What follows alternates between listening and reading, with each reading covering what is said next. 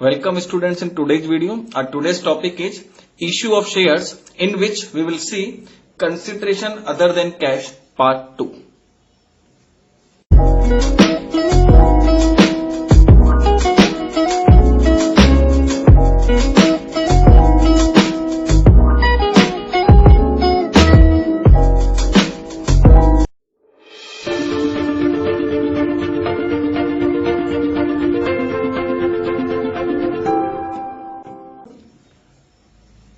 देखिए consideration other than cash में हमने लास्ट वीडियो में देखा था कि जब हम कोई भी एसेट्स खरीदते हैं या प्रमोटर से अंडरराइटर को हम पेमेंट कर रहे हैं तो हम कैश में पेमेंट नहीं कर रहे हैं, हम उसके बदले में हमारी शेयर कैपिटल इशू कर रहे हैं।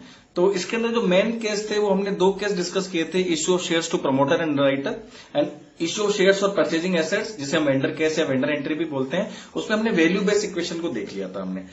आज हम जो है इसका सेकंड केस जो हमारा पेंडिंग था वो that was formula based equation. हम उस फॉर्मूला बेस्ड इक्वेशन से कंसिडरेशन अदर देन कैश के क्वेश्चंस को किस तरह से सॉल्व करेंगे आज उसके बारे में हम समझेंगे और उससे रिलेटेड हम एग्जांपल लेंगे आज।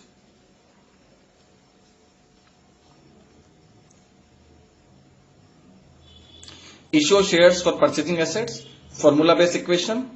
In this type of question, purchasing value of asset is given, but total share issuing value is not given. Only issue price is given for one share. देखिए फॉर्मूला बेस्ड क्वेश्चन का मतलब यह है कि हमें क्या खरीदा है उसकी वैल्यू पता है, लेकिन हम उसके बदले में जो शेयर इशू कर रहे हैं उसकी टोटल वैल्यू हमें नहीं पता। ध्यान दीजिए, खरीदने की टोटल वैल्यू पता है कितने में खरीदा है, लेकिन उसके बदले में जो शेयर इशू कर रहे हैं उसकी टोटल वैल्यू हमें नहीं पता है। हमें सिर्फ एक शेयर की प्राइस देता है कि आपने एक शेयर को इस प्राइस में आपने इशू किया। तो यहां पे फिर हमें क्या करना होता है, फॉर्मूला बेस्ड इक्वेशन का यूज करना होता है। और फिर फॉर्मूला बेस्ड इक्वेशन के अंदर हम क्या करते हैं, we use the following formula to know the number of shares issued to vendors, and the formula is number of shares to be issued is equal to amount payable to vendor divided by issue price. अब देखिए क्या है कि हमें एक share की price देता है कि आपकी टोटल पेमेंट के बदले में आप एक शेयर कितने में इशू कर रहे हो।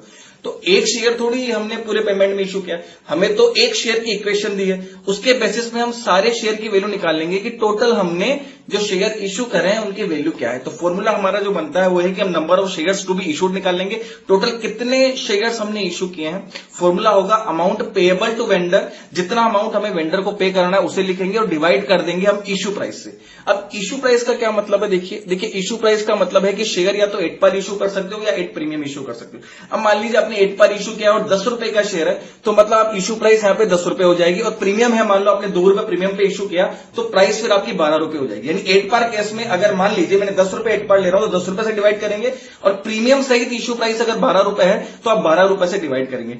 इस फॉर्मूले से फिर जो आंसर आएगा वो हमारा number of shares to be issued है, यानी टोटल नंबर ऑफ शेयर्स आपने कितने इशू किए। ध्यान दीजिए नंबर ऑफ शेयर्स आएंगे, अभी भी शेयर की टोटल वैल्यू नहीं आएगी। फिर हम शेयर की फेस वैल्यू से मल्टीपल कर देंगे तो हमारा कैपिटल का अमाउंट आ जाएगा, और अगर आपने प्रीमियम पे इशू किया था तो प्रीमियम अमाउंट से हम मल्टीपल कर देंगे तो हमारा सिक्योरिटी प्रीमियम रिजर्व का अकाउंट आ जाएगा।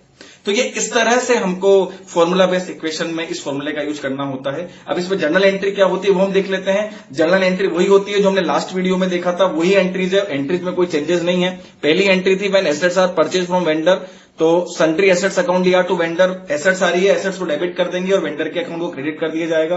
सेकंड एंट्री में हम जब शेयर इशू करेंगे तो वेंडर जितना क्रेडिट था हमने उसको डेबिट किया। हम ये मान रहे हैं कि पूरा का पूरा पेमेंट हम क्या कर रहे हैं, शेयर्स में कर रहे हैं। टू शेयर कैपिटल, जितनी आपने शेयर कैपिटल इशू करी तो ऊपर फॉर्मूले से हम नंबर ऑफ शेयर्स निकाल लेंगे, फिर फेस वैल्यू से मल्टीपल कर देंगे तो 2 शेयर कैपिटल का अमाउंट आ जाएगा। और अगर सिक्योरिटी प्रीमियम भी है तो फिर आप 2 सिक्योरिटी प्रीमियम रिजर्व लिख देंगे, तो उसमें भी आप सेम करेंगे। नंबर ऑफ जितने शेयर इशू किए थे फॉर्मूले से जो हमारे पास में नंबर ऑफ शेयर्स आए उसे आप प्रीमियम अमाउंट एक शेयर पे कितना प्रीमियम उससे मल्टीपल कर देंगे तो आपका 2 सिक्योरिटीज प्रीमियम रिजर्व आ जाएगा। इस तरह से देखिए एंट्रीज 2 ही बनती है आपकी।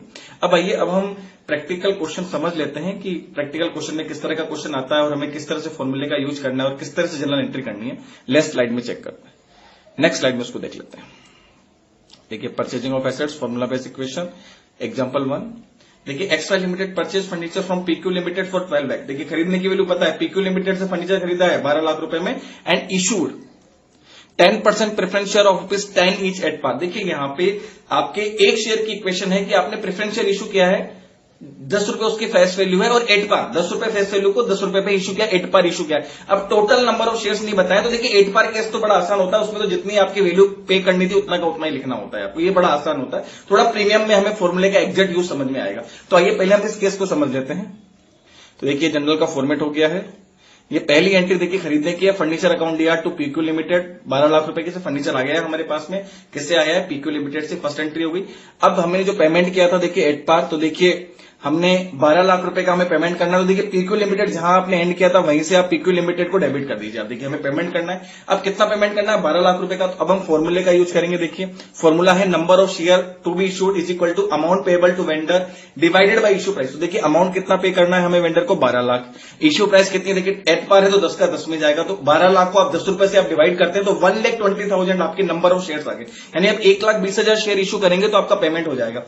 तो अब इस 1,20,000 शेयर्स को आप ₹10 से मल्टीपल कर देंगे तो आपका 12 लाख का अमाउंट आ जाएगा। ये आपका 10% प्रेफरेंस शेयर कैपिटल में आप लिख देंगे, ये 12 लाख हो गया। यानी एट पार के केस में तो एंट्री आसान रहती है क्योंकि जितना वैल्यू पे करना उतना का उतना आपकी इक्विटी शेयर आपको या प्रेफरेंस शेयर आपको इशू करनी होती है। तो ये इस तरह से आपका फर्स्ट केस हो गया। देखिए अब मैं सेकंड केस ले रहा हूं। देखिए सेकंड केस में प्रीमियम इक्वेशन है, वहां पे हम इस फॉर्मूले को और अच्छे से समझने की कोशिश करेंगे। तो आइए सेकंड केस चेक कर लेते हैं। 10% preference share ₹10 each eight 20% premium. देखिए सेम क्वेश्चन है।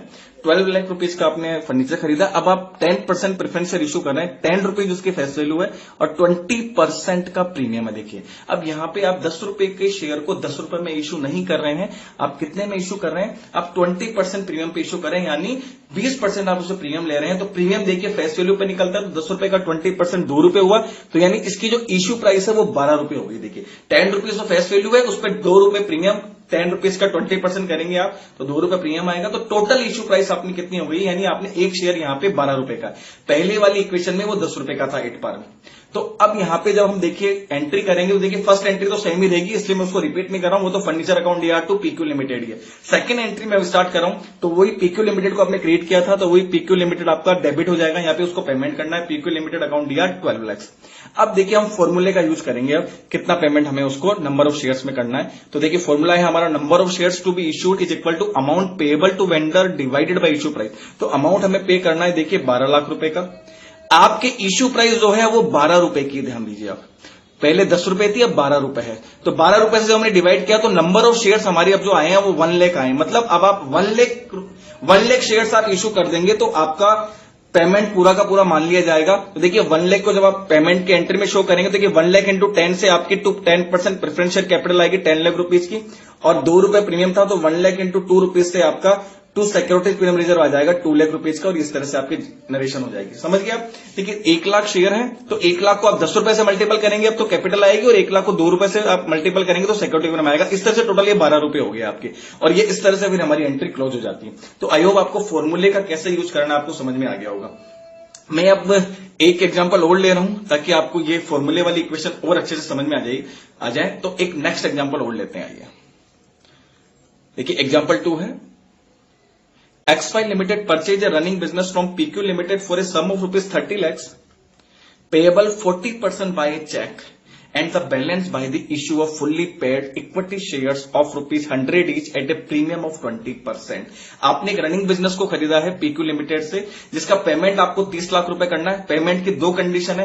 पहला कंडीशन है कि आप चेक से पेमेंट करेंगे 40%, यानी 40% तो चेक से जाएगा आपका, और रिमेनिंग 60% हमको इक्विटी शेयर जो है उसमें करना है। और इक्विटी शेयर की जो वैल्यू है वो ₹100 का एक शेयर है, और आप वो 20% प्रीमियम पे इशू कर रहे हैं। देखिए अब यहां पेमेंट की इक्वेशन यानी खरीदा है 30 लाख में, वो वैल्यू पता है। अब जो हमें शेयर इशू करना टोटल वैल्यू नहीं पता हमें ये बोला है कि जो 60% पेमेंट है उसमें एक शेयर की इक्वेशन दी कि एक शेयर ₹100 का, उसे आप 20% प्रीमियम पे इशू करोगे।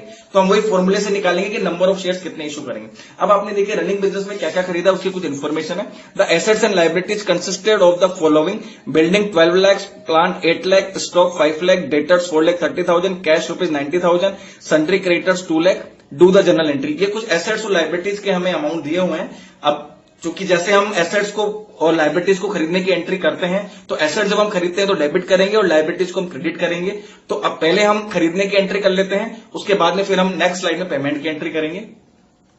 तो ये फॉर्मेट हो गया। देखिए बिल्डिंग खरीदा है 12 लाख का, प्लांट एंड मशीनरी की वैल्यू है 8 लाख, स्टॉक है 5 लाख, सन्डी डेटर है 4,30,000, सब कुछ गिवन है, 4,30,000, कैश है 90,000 का देखिए आपके, और आपने क्रेडिटर्स लिए हैं 2 लाख रुपीज के, और आपके लिखा हुआ है देखिए आपको पीक्यू लिमिटेड को सम देना है 30 लाख, तो ये पीक्यू लिमिटेड में आ जाएगा, टू वेंडर आ जाएगा 30 लाख, आपको 30 लाख का पेमेंट तो सीधा पीक्यू लिमिटेड को करना ही करना है। ये जो गिवन इन्फॉर्मेशन थी वो हमने निकाल ली है, देखो सारी एसेट्स लिख दी है जो भी थी और सारी लायबिलिटीज हमने लिख दी है, और पीक्यू लिमिटेड को भी 30 लाख रुपीज देने हैं, तो वो to PQ limited 30 lakh rupees आ गया। अब देखिए हम जब टोटल करते हैं देखिए तो ये क्रेडिट साइड का टोटल तो 32 लाख हो रहा है देखिए, तो देखिए जब हम एंट्री को करते हैं तो डेबिट और क्रेडिट बराबर होना चाहिए, लेकिन ध्यान दीजिए जब भी आप किसी नए बिजनेस को खरीदते हैं तो गुडविल वैल्यूएशन में भी बताया हुआ है आपको, जो मेथड थे उसके अंदर एक परचेज कंसिडरेशन मेथड था, उसमें था कि जब नए बिजनेस को आप खरीदते हैं तो वहां गुडविल या कैपिटल रिजर्व की इक्वेशन बन सकती है। मतलब अगर आप बिजनेस को महंगा खरीद रहे हैं, उसका पेमेंट ज्यादा कर रहे हैं और एसेट कम आ रही है, तो जो डिफरेंस होता है वो गुडविल माना जाता है, और अगर पेमेंट कम हो रहा है एसेट ज्यादा आ रही है तो वो कैपिटल रिजर्व माना जाता है। तो हमें यहां पे चेक करना पड़ेगा कि दोनों साइड बराबर है क्या, अगर दोनों साइड बराबर है तो ना तो कैपिटल रिजर्व है ना गुडविल है, पर अगर क्रेडिट साइड ज्यादा आ रही है तो गुडविल आएगा बैलेंसिंग फिगर, और डेबिट साइड यानी एसेट साइड ज्यादा आ रही है आपके तो वो आपके कैपिटल रिजर्व आएगा डिफरेंस में। तो हम चेक कर लेते हैं, देखिए क्रेडिट साइड का टोटल 32 लाख है, और जब आप डेबिट का टोटल करते हैं यानी एसेट्स का आप टोटल करते हैं तो देखिए ये 30,20,000 ही आएगा, 30,20,000 रुपए का ही आएगा। यानी समझिए ये 32 लाख का है तो एसेट्स भी तो 32 लाख की होनी चाहिए थी, पर एसेट्स का टोटल आ रहा है 30,20,000, यानी देखिए आपका कहने का मतलब एसेट्स कम आ रही है। कितनी कम आ रही है? अब देखिए आप 32 लाख में से 30,20,000 लेस करेंगे तो डिफरेंस आपका 1,80,000 आया, ये गुडविल का पेमेंट माना जाएगा जो बैलेंसिंग फिगर लिखा है। यानी आपने इस बिजनेस को महंगा खरीदा है, कितना महंगा खरीदा है? 1,80,000 रुपए महंगा खरीदा। आपकी बिजनेस में जितना पेमेंट आपके पास से जाएगा उसके मुकाबले 1,80,000 रुपए की एसेट्स कम आ रही है, तो ये बैलेंसिंग फिगर हम गुडविल के नाम से डालते हैं, तो गुडविल अकाउंट ईयर 1,80,000 हो गया है आपकी। ये इस तरह से ये पूरी एंट्री कंप्लीट हुई है। ध्यान देना ये एंट्री हम जब किसी नए बिजनेस को खरीदते हैं तभी ये एंट्री एप्लीकेबल होती है, गुडविल वाली और कैपिटल रिजर्व वाली।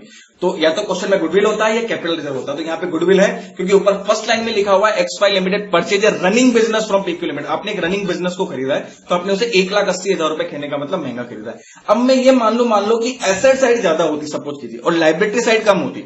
मान लो एसेट साइड का टोटल लायबिलिटी से 1,80,000 रुपए ज्यादा होता तो ये आपका क्या माना जाता? ये आपका कैपिटल रिजर्व माना जाता बैलेंसिंग फिगर में। ध्यान दीजिए, यानी अगर डेबिट साइड ज्यादा है तो डिफरेंस टू कैपिटल रिजर्व हो जाएगा, यहां क्रेडिट साइड ज्यादा थी तो डिफरेंस आपका गुडविल अकाउंट ईआर हो गया। ये चीज आपको ध्यान देनी होती है जब आप किसी नए बिजनेस को रन करते हैं आप, या नए बिजनेस को आप परचेज करते हैं आप। तो ये आपकी पहली एंट्री हो गई है एसेट को परचेज करने की। अब देखिए नेक्स्ट जो स्लाइड है उसके अंदर हम पेमेंट करेंगे। ध्यान दीजिए, अब देखिए पेमेंट हमें कितना करना है, देखिए 30 लाख का हमें पेमेंट करना है इसमें, और पेमेंट के लिए क्या बोल रहा है वो, पेएबल 40% बाय चेक, यानी देखिए 40% तो हम चेक से पे करेंगे यानी बैंक के थ्रू पे होगा, बाकी रिमेनिंग 60% हमें क्या करना है, फुल्ली पेड इक्विटी शेयर है 100 रुपए वाला, एट प्रीमियम ऑफ 20%, 100 रुपए वाला आप शेयर इशू कर रहे हो 20% प्रीमियम पे। तो आइए नेक्स्ट स्लाइड में हम इसकी पेमेंट की एंट्री कर लेते हैं। ये देखिए जनरल का फॉर्मेट हो गया है। देखिए जैसा कि क्वेश्चन ने बोला कि 40% का अमाउंट हमें चेक के थ्रू पे करना है, तो देखिए 30 लाख का टोटल पेमेंट करना था पीपीयू लिमिटेड को, 40% इसका निकालना है तो 12 लाख रुपीज हुआ। 12 लाख रुपीज हमें चेक से पे करना है, चेक का मतलब बैंक से, यानी बैंक से पैसे कम हो जाएंगे हमारे, तो ये टू बैंक अकाउंट 12 लाख, किसके पास में गया, पीक्यू लिमिटेड अकाउंट गया 12 लाख, तो ये आपने पेमेंट की एंट्री कर दी। ये हमने 40% वाला जो पोर्शन था उसको हमने सोल्व कर लिया है। ठीक है, अब बाकी देखिए रिमेनिंग कितना बचा, 12 लाख हमने पे कर दिया, तो बाकी कितना बचा देखिए 30 लाख में से 12 लाख चले गए तो 18 लाख का पेमेंट बचा हुआ, वो भी पीक्यू लिमिटेड को ही करना है। तो अब यहां पे हम 18 लाख रुपीज वापस पीक्यू लिमिटेड को पेमेंट करेंगे। अब ये देखिए एक तरीके से 60% हो गया आपके, आप चाहे 30 लाख का 60% निकाल लीजिए, या जो अमाउंट आया था मैंने 30 लाख में से लेस कर दिया। 18 लाख रुपीज हमें फुल्ली पेड इक्विटी शेयर्स के थ्रू पेमेंट करना है आपके। अब देखिए वहां पे एक शेयर की वैल्यू दी गई है कि 100 रुपए का शेयर है और 20% प्रीमियम पे हम इशू करेंगे, तो यहां पे हम फॉर्मूले का यूज करके निकालना पड़ेगा कि टोटल नंबर ऑफ शेयर्स हम कितने इशू करेंगे। देखिए तो यहां पे 18 लाख का पेमेंट करना है, तो देखिए फॉर्मूला होता है हमारा number of shares to be issued is equal to amount payable to vendor divided by issue price, यानी वेंडर को कितना अमाउंट पे करना है और इशू प्राइस कितनी। देखिए वेंडर को अब 18 लाख पे करना है शेयर्स में, ध्यान दीजिए यहां पे 30 लाख नहीं आएगा क्योंकि 12 लाख का पेमेंट तो हो चुका है। अब शेयर्स में पेमेंट तो हमें 18 लाख का ही करना है, तो 18 लाख डिवाइडेड बाय हम इशू प्राइस करेंगे। देखिए यहां पे इशू प्राइस कितनी हो जाएगी इस क्वेश्चन में, देखिए शेयर की फेस वैल्यू 20% है और शेयर की फेस वैल्यू 100 रुपीज है और प्रीमियम 20% है, तो 100 का 20% 20 रुपए प्रीमियम पे आपने इशू किया है, तो यहां पे जो इशू प्राइस हुई 100 + 20 इजिकल टू 120 हमारी इशू प्राइस है। इसमें 100 रुपए तो कैपिटल के हैं और 20 रुपए प्रीमियम के हैं,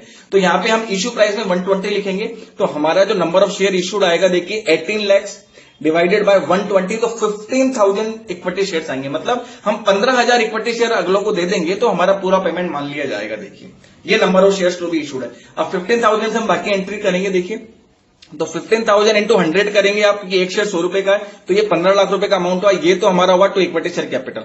और 15,000 इंटू 20 करेंगे तो ये हमारा सिक्योरिटी प्रीमियम रिजर्व हुआ to securities premium reserve account 3 lakh. और ये इस तरह से हमारी सेकंड एंट्री हो गई। देखिए समझ गए आप। 18 लाख के पेमेंट के लिए हमने करना है इक्विटी शेयर्स में, हमने 120 इश्यू प्राइस से डिवाइड किया तो 15,000 के शेयर्स आए हमारे पास में। 15,000 शेयर दे दीजिए, पेमेंट हो जाएगा 18 लाख। इस 15,000 के अंदर देखिए हम जब मल्टीपल करते हैं तो 100 रुपए तो कैपिटल के हैं, 20 रुपए सिक्योरिटी प्रीमियम के, क्योंकि क्वेश्चन में लिखा हुआ था 20% प्रीमियम पे आपने इशू किया। तो 1 लाख 15,000 इंटू 100 15 लाख हुआ कैपिटल के अंदर, और 15,000 इंटू 20 3 लाख हुआ सिक्योरिटी प्रीमियम रिजर्व में। तो इस तरह से हमारी पेमेंट की एंट्री हुई। अब देखिए जो पेमेंट की एंट्री मैंने 2 एंट्री करी है, बैंक वाली और इक्विटी शेयर कैपिटल और सिक्योरिटी प्रीमियम वाली। आप चाहे तो इन्हें कंबाइंड भी कर सकते हैं, ये क्वेश्चन के हिसाब से हमने अलग अलग करी है। आप चाहे तो इन दो की एक एंट्री भी कर सकते हैं। आप कहने का मतलब इनकी एक कंपाउंड जनरल एंट्री भी आप कर सकते हैं। कंपाउंड एंट्री जब आप करेंगे तो देखो कैसे होगी। टोटल पेमेंट देखिए पीक्यू लिमिटेड को आपने डेबिट किया 12 लाख पहली एंट्री में और 18 लाख सेकंड एंट्री में। 30 लाख रुपए आपने अलग अलग एंट्री में टोटल मिला के डेबिट किया है। 12 एक अलग और 18 एक अलग। तो इन दोनों को एक साथ आप लिखते हैं तो टोटल पेमेंट देखिए पीक्यू लिमिटेड को हमें 30 लाख करना है, कहने का मतलब। अब 30 लाख पेमेंट करना है तो देखिए बैंक के थ्रू हमने कितना पेमेंट किया 12 लाख। एजेटी जाके देखिए ऊपर दोनों एंट्री को मिक्स कर दिया मैंने। तो पीक्यू लिमिटेड डेबिट था, पीक्यू लिमिटेड डेबिट था, टोटल 30 लाख हो गया। फिर देखिए जो क्रेडिट था उसको क्रेडिट ही करना है। To bank 12 lakh, to equity share capital निकाल लिया था हमने 15 lakh, to security premium reserve 3 lakh. और ये इस तरह से देखिए फिर हमारी ये कंबाइंड एंट्री भी आप कर सकते हैं। तो आप चाहें तो ये लास्ट वाली जो कंपाउंड एंट्री वो भी कर सकते हैं, वो भी वैलिड एंट्री है, कहीं गलत एंट्री नहीं है। इस तरह से भी एंट्री की जाती है और आप चाहो तो हर पेमेंट को अलग अलग शो कर सकते हैं। हमारे क्वेश्चन में देखिए 40% कैश लिखा हुआ था, तो या 40% चेक के थ्रू था तो 2 बैंक लिखा है। कई बार ऐसा आ जाता है कि 40% हमने बीपी भी दे दिया तो 2 बैंक की जगह 2 बीपी आ जाएगा, कहने का मतलब। कई बार चेक के थ्रू पेमेंट बोल देता है, कई बार बीपी इशू तो बोल देता है, तो 2 बीपी भी आप क्वेश्चन में आता है तो 2 बैंक की जगह 2 बीपी लिखना होता है। बाकी same equation as it is रहेगी आप। तो आई होप आपको ये कंसिडरेशन अदर देन कैश वाला इक्वेशन समझ में आ गया होगा। ये पूरा टॉपिक हमने कवर कर लिया है 2 वीडियोज में। तो आप प्लीज लास्ट वाली वीडियो को भी अच्छे से देखिए और इस वाली वीडियो को भी अच्छे से देखिए और फिर अपनी बुक से क्वेश्चन को आप प्रॉपर प्रैक्टिस करिए। आपके आराम से पूरा टॉपिक अच्छे से क्लियर हो जाएगा, अच्छे से समझ में आ जाएगा। तो आज की वीडियो में हम इतना ही लेंगे। Thank you for watching the video.